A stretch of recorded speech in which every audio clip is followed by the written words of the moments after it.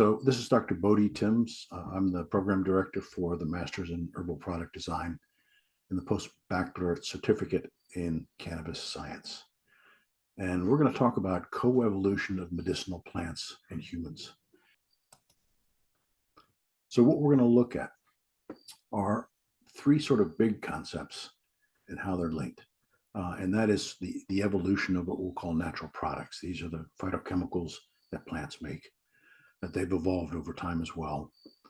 Chemical ecology, which is the influence of the ecosystem and in numerous elements of the ecosystem on medicinal plants and those metabolites, and then the coevolution with humans. And this process of selection influencing gene expression and benefit and also non-benefit gain from this interaction. And we'll discuss some of those.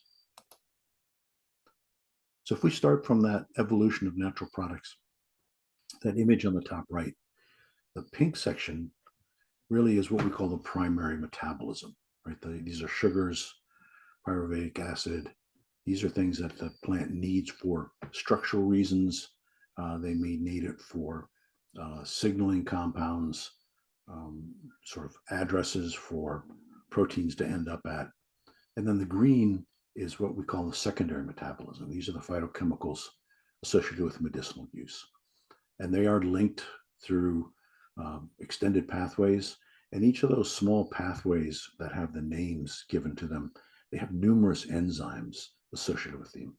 They are proteins that are folded in such a way that they catalyze reactions. They catalyze the subtraction of some component of the original molecule, the addition of some component, or a sort of change of orientation. Remember, we're talking about three-dimensional molecules here, not just something that's linear. And so the evolution is that these compounds arose from basic mutations, and these might have been early in bacterial, single cell based development. And then as organisms got more complex, we saw more mutations in some of the enzymes that were involved in the synthesis of these primary compounds that were used for structure and function of that cell or multicellular organism. And it could have been also gene to gene transfer, particularly in those single cells early in evolution, where they might have actually passed on segments of their DNA into another cellular organism that all of a sudden benefited from it. They had an ecosystem influence that called for the type of change that gene coded for, that allowed them to proliferate to greater numbers, survive, and pass on that genetic material. And most of these secondary metabolites can fall under the larger heading of a messaging system. Right? These are tools that in plants attract, they defend, or they're involved in signals to germinate or to develop. These might be for cell division, or it might be for something like mycorrhizal fungi, which are fungi that have a relationship with plant roots, exchanging access to particular mineral groups that are beyond the reach of the plant's root system. And what it gets in return are sugars from the plant. Well, in order for that relationship to occur, there has to be some kind of attractant, a signal to actually attach and penetrate into the plant. So there are a lot of very complex signaling and biological processes in response to that signaling that occur. And these are both signaling external to that world of biological entities outside the plant, but also in the plant in terms of development, or even, we need compounds that are made in the root, we need to get them sent up to the leaf material because there's been an attack on the leaves, etc. And so released by one component, it conveys instruction and information to another part of the system. Now, the fact that compounds bind to human receptors is really, in some ways, just an accident of nature, right? Or it could be that there's some inheritance based on early mammalian evolution, some of the early mammals that were interacting with plants and passed on some of their genome to us as we evolved. But really, if we think about it, the two examples I would point out is we have opiate receptors in the vertebrate brains. And therefore, if you have that receptor, that means there's a natural ligand being a compound that binds to it and elicits or creates a response in the cell. And these in humans, most mammals and vertebrates are polypeptides. These are endorphins and enkephalins that are not at all structurally like opiate, alkaloid, morphine. And yet morphine and heroin and other opiate-like molecules actually bind to this receptor and influence pain transmission. We see the same thing with the endocannabinoid receptors, that these existed in you before any kind of exposure to cannabis or cannabinoids, and they bind to a number of different plant molecules. They have a fundamental function in the organism, but now we are beginning to identify a number of different plant compounds that bind to them in different parts of the body, and in that binding, there's an expression of some kind of response, some effect. So these receptors, in some instances, are just chance that they work. And the range of these phytochemical reactions, there's a huge number of cellular targets, if you think about it in the mammalian cell system. But there is a limited number of actual mechanisms that we can point to. So there can be binding to intracellular receptors after these compounds have passed through this we call lipophilic cell membrane. Lipophilic meaning loving lipids. So our cell membranes are made up of a lot of sort of lipid-like compounds. On the inside of the cell, it's very watery. On the outside of the cell, it's very watery. So these compounds have to cross that. Once they're there, then they can bind to any number of channels. These are protein-lined pores, and they influence all kinds of cell effects. Also, they can bind to cell surface receptors, and that's what it's pointing to, that image on the left. This is something called a transduction signaling pathway, where some signal from the outside binds at the cytosol, is the intersection of the cell membrane with the external, and then defining what the internal is. And there are a series of signals, secondary messengers, that come down, and they actually go into the cell center where you're going to have gene expression, and it'll influence that, change it. So these are some of the basic ways that we get cell-based responses to compounds that are outside and influence what happens inside. Again, all we're talking about right now are the fact that these phytochemicals exist, and they've existed for a very long time. And in plants, their purpose has been in response to the ecosystem. And we'll see a bit about that when we talk about chemical ecology. But here we're also talking about the fact that these compounds exist in and of themselves in an entity, and they're influenced by change, selection processes, giving benefit.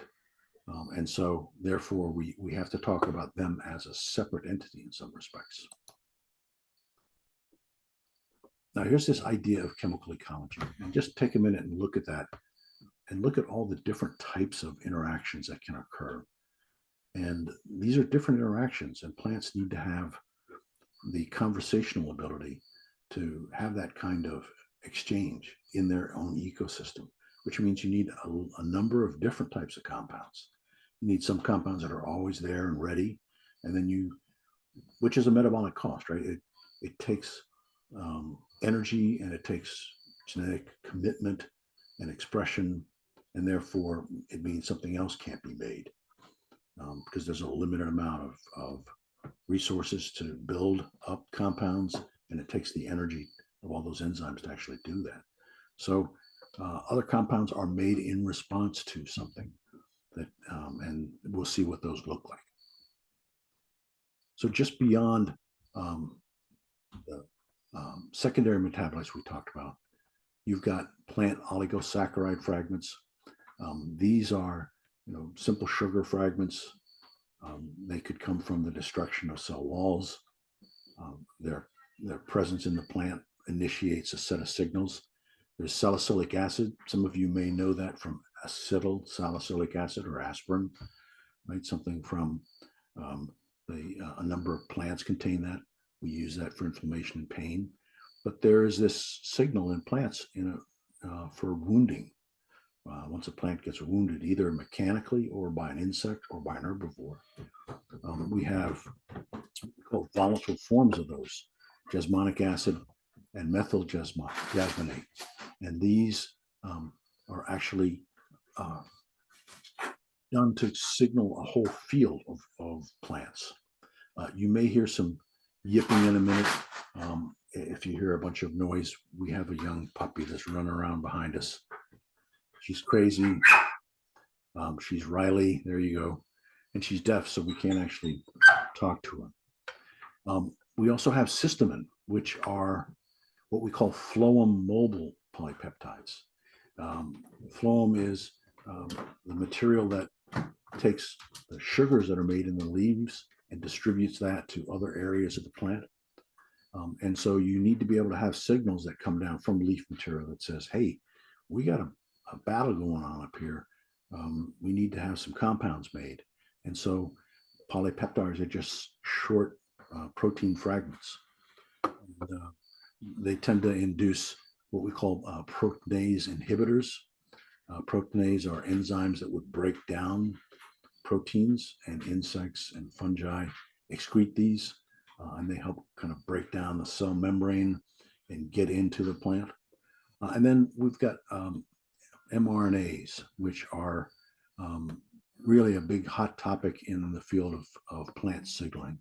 These are small molecules that are used in gene expression, but they can also be used to signal throughout a plant system that something's going on. So here is an example of some of those compounds. This is phytoalexin, is the name of it technically as a defense function. When we say de novo, what we're really saying is in response to or new. So it's made new in response to an infection. In this case, many of you may know resveratrol that we use for any number of medicinal endpoints. That comes from grapes. It comes from a pine, particular pine that's native to an area of France. But if you think about what's needed, this usually is a response to damage cues in plants when they actually excrete at 60 to 140 micrograms per mil, inhibits fungal spore germination. So fungi can form spores when there's no food around. The plant root represents food. And if it grows near these spores, there's a signal that gets sent out from the plant innocuously. It's not trying to attract those fungi in this case. And the fungi sense it and begin to grow toward the plant. Well, what that means in terms of how much we're taking, that's that 0.0002 teaspoons per liter. So not very much, very, very small amounts elicit responses from the environment. So phytoanticipins is another defense function. These are produced and stored. They're always there. And this suggests that they're evolutionarily very ancient. Gymnemic acid from Gymnema sylvestre is one of those compounds. It's interesting if you note there are 4 rings sort of right in the middle. There's a ring on the upper right and a ring on the bottom left, and then 4 in the middle. Those we call a steroidal structure. It looks like a steroid molecule. And steroids have a number of functions, both in humans, but also in insects.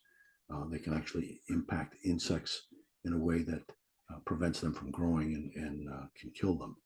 And we call these saponins, glycosides. There's another term called triterpene or steroidal glycosides. And the glycoside is simply a word that refers to that sugar molecule on the bottom left. And what happens is when that sugar molecule gets cut up, then it becomes active. So these are stored with that sugar until the plant needs it in a defense function. That sugar is cut off, and now you have an active molecule. And this is found throughout any number of different flowering plants. It's not specific to one group. So we also have something called allelopathic function. This is considered a phytoanticipin. And black walnut, if you've ever been around black walnut, or even corn does this. A number of plants do this. Juglend is a compound in black walnut, and it actually will prevent seeds from germinating. It'll prevent other plants from growing. So it inhibits their growth. So that's one way plants can actually protect their area and the nutrients they're trying to tap into. And it gets released into the environment on a regular basis, and it prevents other plants from growing nearby. And we also get something called kin recognition. What we have in kin recognition is that plants actually recognize other plants of their type. And these are genetically related plants, that roots will grow closer to other roots of the related plant. This is based on root secretion. They actually will react to the kin in aerial portion. So that'll reorient leaf growth when growing near a kin, but not an unrelated plant. So that reorientation of leaf means it'll either block or share sunlight. And that sunlight is really kind of basis of photosynthesis. But also it tends to produce more seeds interacting with kin than non-kin. So you get these stands of plants, sort of rich stands of plants. And this is another way that the chemical production of those secondary metabolites is a way for plants to recognize, oh, this is a plant of my kind, and we're going to share resources. And now you get some funky kind of data too on plant metabolism and geography. Remember, we said that there are a number of different secondary metabolites. You don't have the same secondary metabolites classes of compounds made in every plant. They tend to have specialist compounds that they make. But here they did some studies in Brazil, and they looked at geography. So they looked at forest geography, dry grasslands, and then what we call edge ecology, those sections that are broken up or fragmented that have elements of both.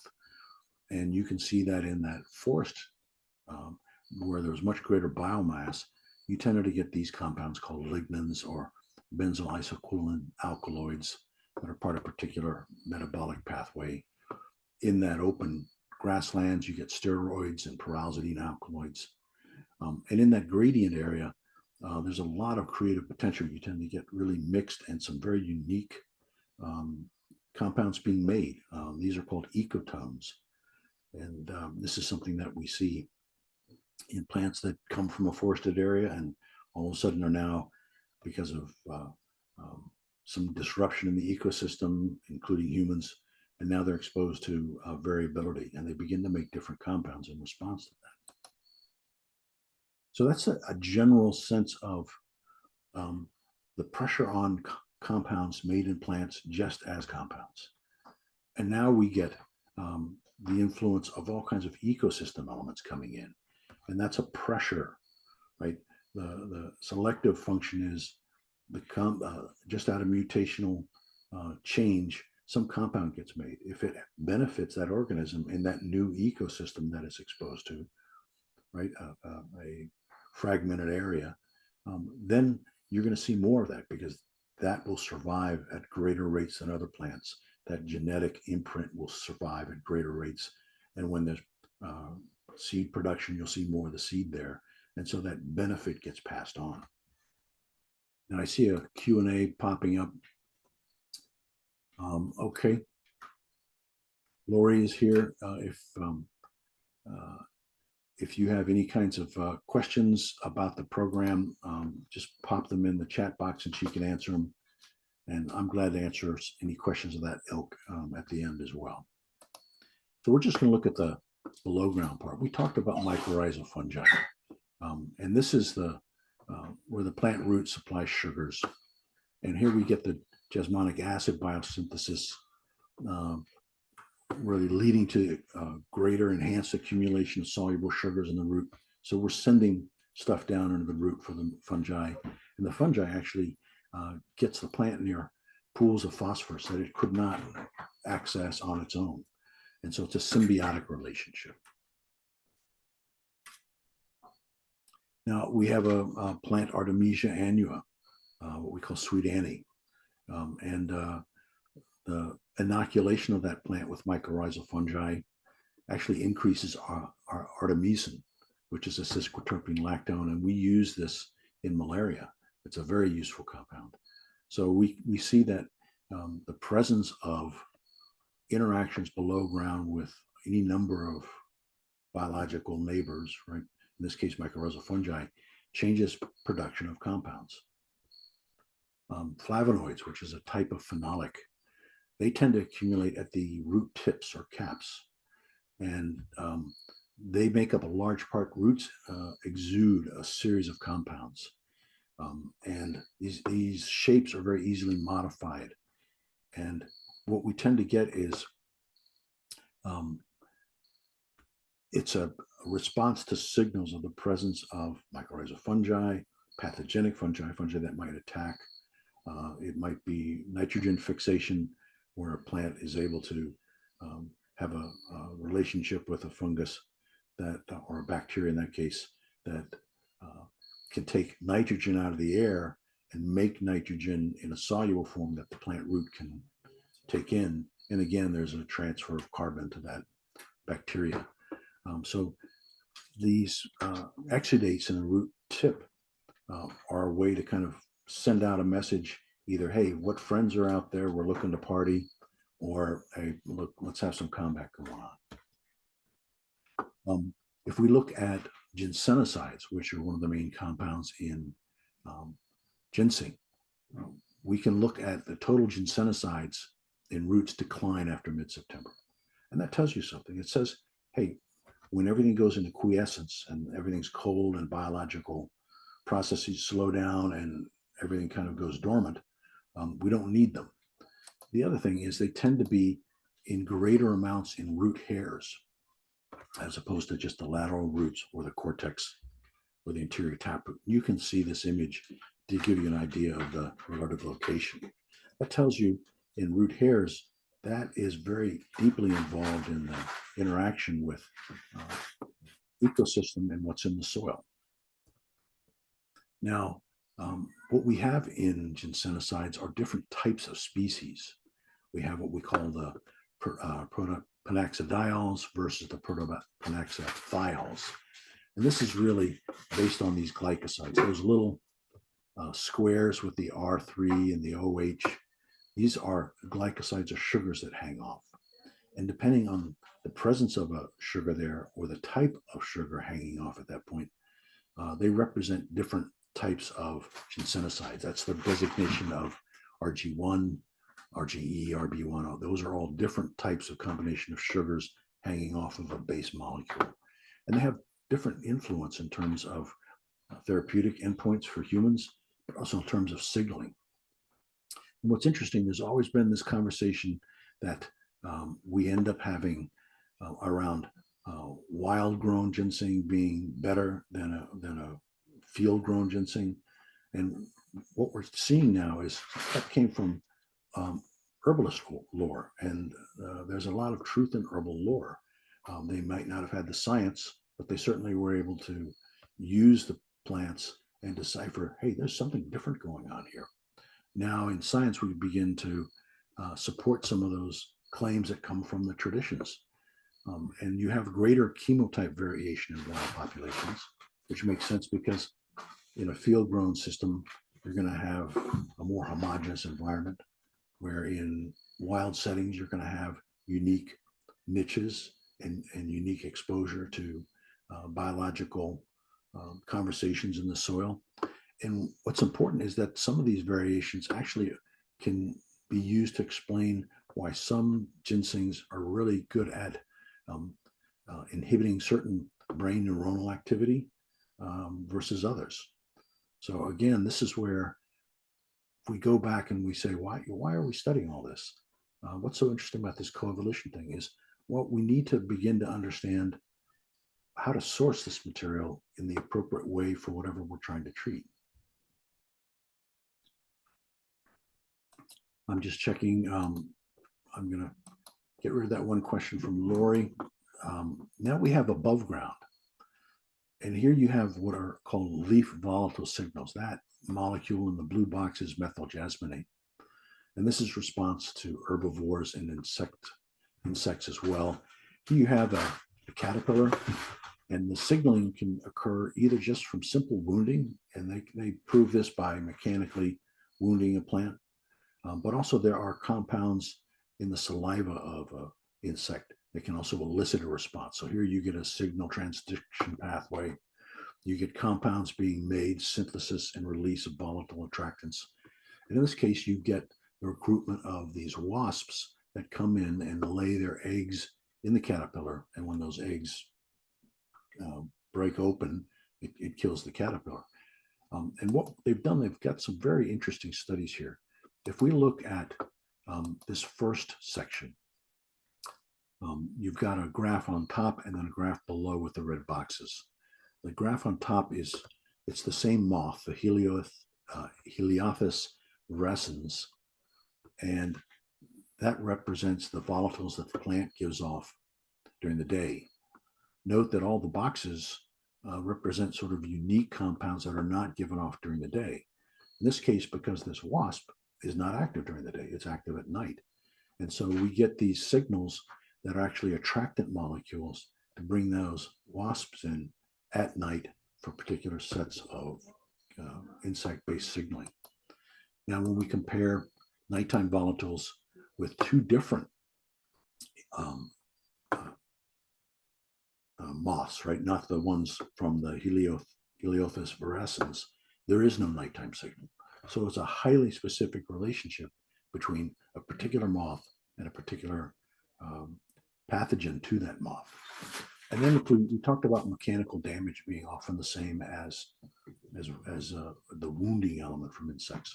Here we go ahead and we have mechanical damage and there's no signaling at all.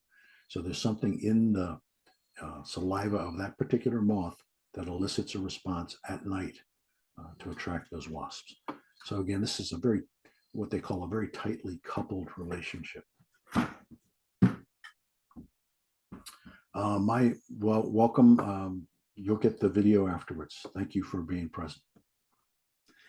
Now let's look at what we call monoterpenes. Anytime you can crush up a leaf and it smells really good, right? Those are probably monoterpenes. A lot of these are in the mint family. Look for a square stem. In this case, this is thyme. And what I want to point out is these are our different chemotypes. So you have Thymus vulgaris is the genus species, and then linalool, thymol, carvacrol, general, thionol. These are specific endpoints in the metabolic pathway, and depending on the genetic influence, but also that gene influence being sort of carved out by having to interact in unique and different environments. In other words, thyme is grown all over the place, particularly in the Mediterranean, but they're very different ecosystems. And so you have all these different chemotypes based on where you source your thyme from. You also have things in the above ground elements of light exposure. And here we take elderberry, Sambucus nigra, as a medicinal. And this wild elderberry fruits were sampled for 2 years in the eastern US. They profiled the flavanols and the chlorogenic acid. And what they found that all those metabolites were higher in southern exposures where there was longer and more intense light exposure, but particularly toward the interior. And they're not particularly sure why that might be the case. It could be that in the interior, you don't get the winds coming off of an ocean setting. Temperatures might have been slightly higher. So there may be some temperature element as well. So simple things like light exposure can release these different types of flavanols that protect the plant from light damage, from UV damage. And so this last part on the topical, I did my postdoctoral research with green tea, and what we're looking at is induced responses. So these catechins, or what are technically called flavonol 3-ols, they are produced in response to wounding, plant interactions. They are used to sort of cross-link fungal enzymes. So fungi give off enzymes that are there to degrade the cell wall. Enzymes are proteins. these catechins are kind of wound through all of the cell wall of green tea and other plants.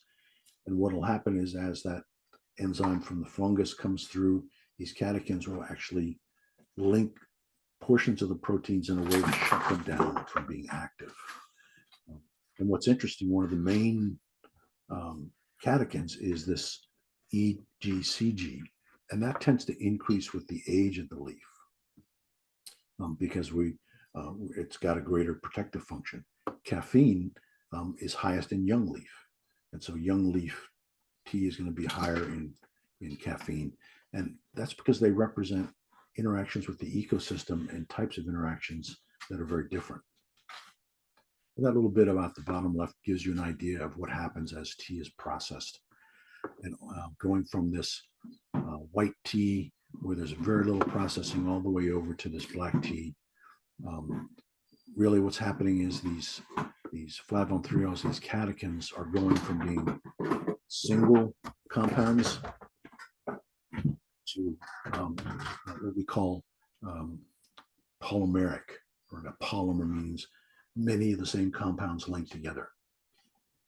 And so the fermentation, this is similar to what happens in the making of wine with some of those compounds in wine, is that we have this building of a larger molecule. It influences taste and flavor, and to some extent defense. One last thing on the chemical ecology is parasitic plants. There are plants that actually parasitize other plants. There are a number of them out there. You may have heard of mistletoe. Certainly, if you've ever used sandalwood. Sandalwood is a parasitic plant. But you have these spore-like structures. Sorry about that. She's chewing away at boxes back here, and it's going to get loud. So there, you can look at the directionality of this relationship between little small root-like structures.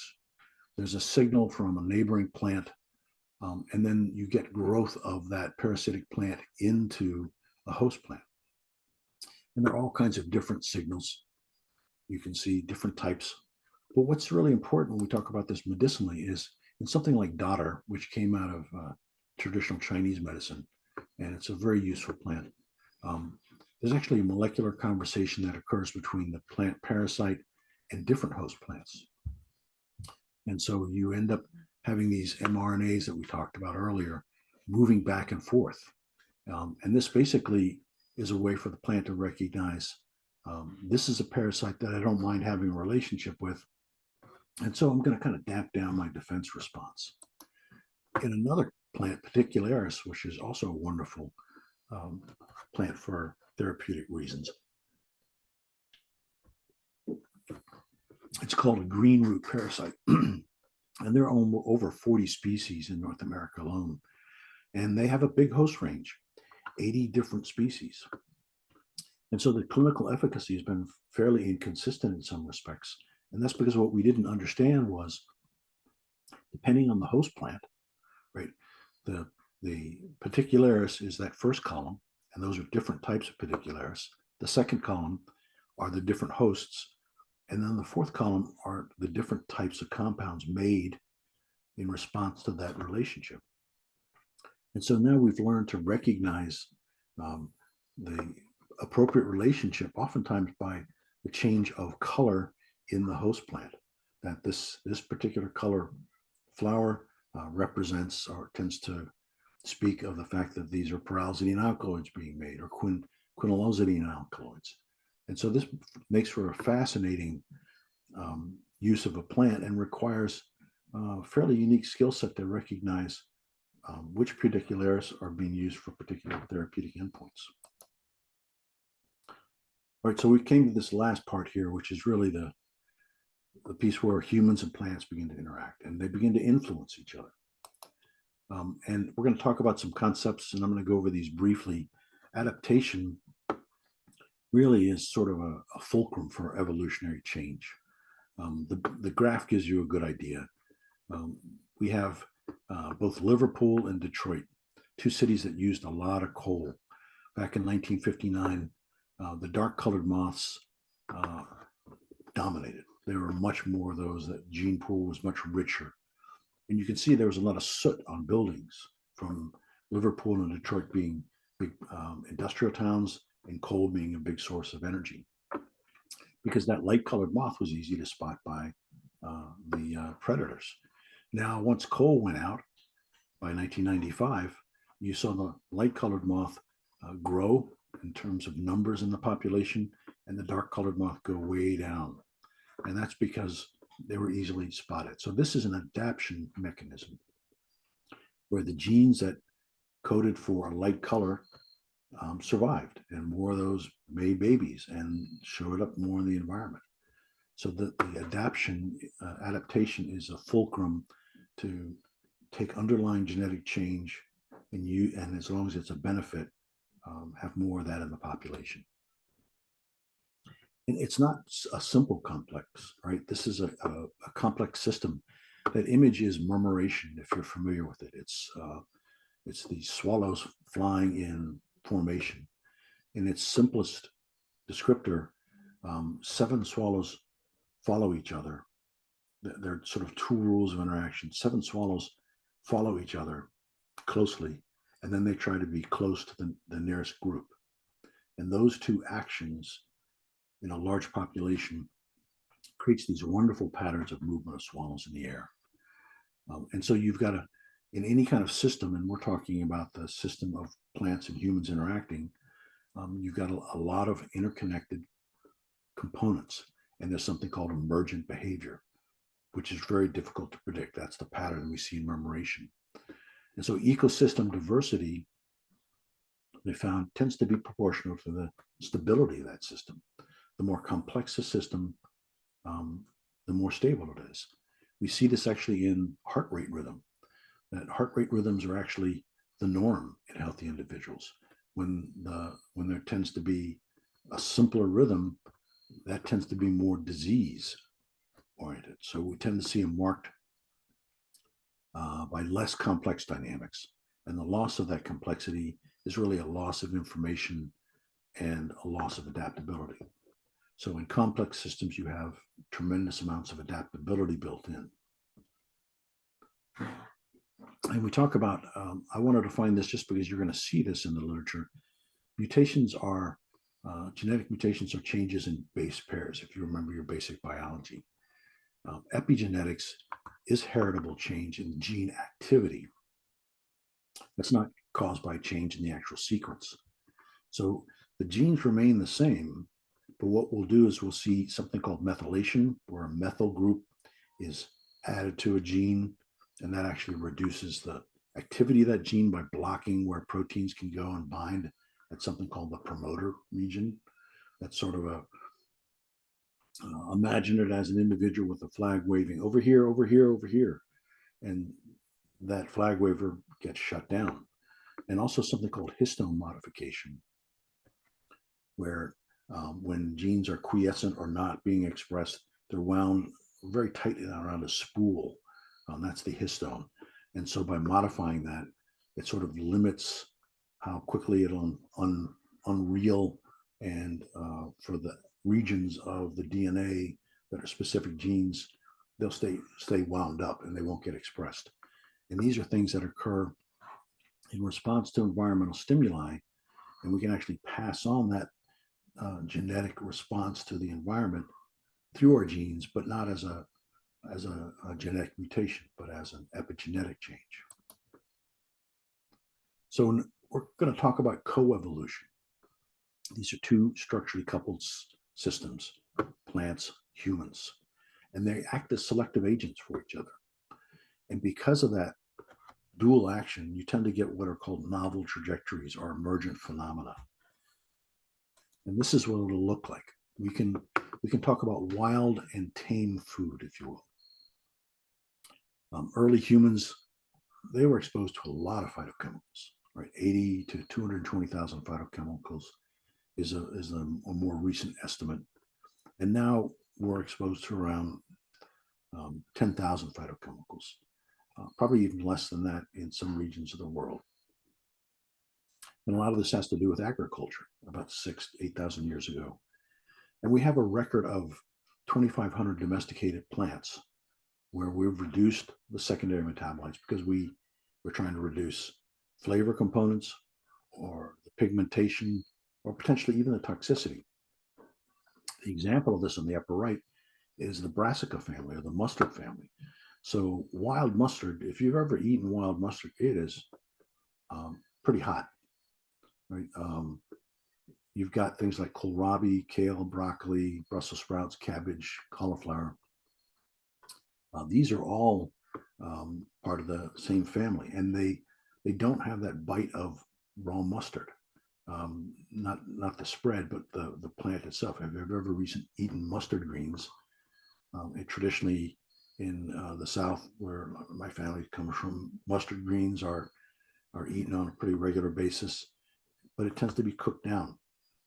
Again, we started using all kinds of tools to reduce the toxicity, the flavor, the numbers of phytochemicals. And so early humans are foraging, and there was what we call constant low-level plant mutagens in the diet, meaning these plants may have influenced mutation rates, or what we call genetic drift. There could have been dietary immune modulators that have influenced the immune system, either adversely or advantageously. And so you would have seen tribes that were able to find plants that help protect them from infections and the aftermath of infections. They will have had more offspring, more of that same sort of gene and plant relationship grow over time as they continue to eat from a particular area, and they passed on knowledge that, hey, this plant is good to fight battle wounds or infections. We also had psychoactive plants. Psychoactive plants were very much involved in language development. Psychoactive plants could be caffeine, right, for endurance. Plants that involved enhancing our cognitive function or visual acuity, being able to see at distance during a hunt. So examples of this, in primates, they can actually make their own vitamin C. But once humans had stopped foraging on vitamin C rich plants and relied on cultivated plants, the complex biochemical pathway to make vitamin C became dormant. And so that's where we have to seek vitamin C from external sources. Another example would be estrogen-rich plants that were chosen for domestication. This might have been red clover as an example, because it may have influenced ovulation cycles. Early humans may have been very aware that birth at certain times of year was more advantageous than other times of year. I'm sure women from early on were also trying to figure out ways to have birth control for their own purposes and for the purposes of the tribe or the child. This other hypothalamic pituitary adrenal axis, we refer to these in many respects as adaptogens today. They go by a number of names: tonics, tropho-restoratives, in Ayurveda, the rasayanas. But they tend to promote healthy regulation of hormones. They tend to enhance neuroplasticity, the ability to learn, to remember material, to innovate. And they tend to mitigate chronic diseases by actually activating what we call adaptive stress response signaling. And in its simplest form, you know this as exercise is something that leads to muscles being inflamed and torn down and hurting. But in the long run, our adaptive response to that is to strengthen. And so the ancient peoples figured out something called hormesis, which is based on this graph on the left, resveratrol concentrations. Very low concentrations maybe didn't have a particular effect in the deficiency zone. In the hormetic zone, it had a positive impact. In the right-hand zone, there was reversible toxicity and then irreversible toxicity at even higher doses. So it goes from low dose on the left to high dose on the right. And we call this biphasic dose response curves. And we have a number of plants that we ingest that show this phenomena: resveratrol in red wine, sulforaphane in cruciferous vegetables. These are your brassicas, your mustards, curcumin, catechins in tea, allicins in garlic. So this is something that was learned in very early on, right? I call it the Mikey effect. Let Mikey eat it and see what happens. I can remember as a little kid, in fact, in Germany, in Marburg, learning to go around the backyard, and I just ate different plants. And then later on, when I got into high school, or actually it was middle school, smoking different plants just to see what happened. And I figured out pretty quickly what made me really sick and what to stay away from. So this whole idea that we were early foragers, it also is culture. Think about what you know about your own food from the culture that you originate from. From my culture, coming from Biloxi, Mississippi, there were a lot of foods that came from the Western African diaspora slave trade. Watermelon, beans, rice, all kinds of things that are part of that culture had its origin somewhere else.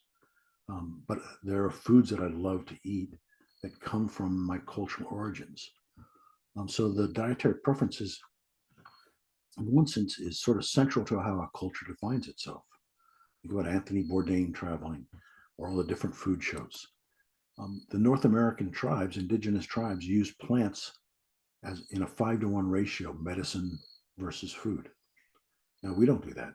Think about that. I mean, I probably use a pretty high ratio, but I've been trained, and I don't tend to use allopathic medicine. Maybe some of you too. But we've got this biocultural evolution where human societies led to these complex civilization because they were able to transmit via oral and written language information. Right? We passed that on. And so literally this biocultural evolution overtook biology as the primary determinant of human progress and impact on the planet. And so we've got some examples of human plant, what we call human plant dyads. This is green tea and proline-rich proteins. If you've had green tea, you know that there's this kind of tart, almost feels like your cheeks are getting squeezed in. And that's really the binding of proline-rich proteins with those catechins that I mentioned earlier. And what it does is those catechins, we know they bind to the proteins of fungi, right, to prevent them from working. Well, they will bind to proteins in our gut that we've consumed. And if you eat enough of them, they can have a anti-nutritive effect. Well, by binding to these proline-rich proteins, it prevents that from happening. Now, what we understand is in cultures like Japan, the levels of proline-rich proteins excreted are much higher than, say, here in the US. And that's because their traditional use of green tea goes back a very long time. And speaking of the biocultural evolution, think about the green tea ceremony, how important that is within that culture, and how to make it, how to prepare it, and all the elements that go into that preparation, presentation, and consumption. Now, this is some research done in Western Africa in the human plant parasite, or triad, that is absolutely fascinating. Sickle cell hemoglobin gene is in high frequency in parts of Western Africa. And malaria is hyperendemic, meaning it's just throughout the area, it happens a great deal. What's interesting is that that sickled hemoglobin cell actually prevents Plasmodium from attaching to that red blood cell. So the presence of sickle cell anemia limits the parasite from causing malaria in people. There's a third actor, and that's cassava, which is the main source of carbohydrates, and it contains a cyanogenic glycoside, which, remember, we talked in one case of glycoside becoming active after the sugar is cut off. Well, once that sugar is cut off, it becomes a thiocyanate, and that's a toxin.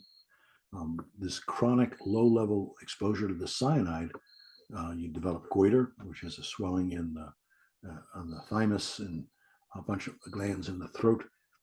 Tropical ataxic neuropathy, when you start to get nerve damage, people are unsteady, uncoordinated, and then severe poisoning, especially during famines, is sort of leads to outbreaks of debilitating, irreversible paralytic disorder, and sometimes death.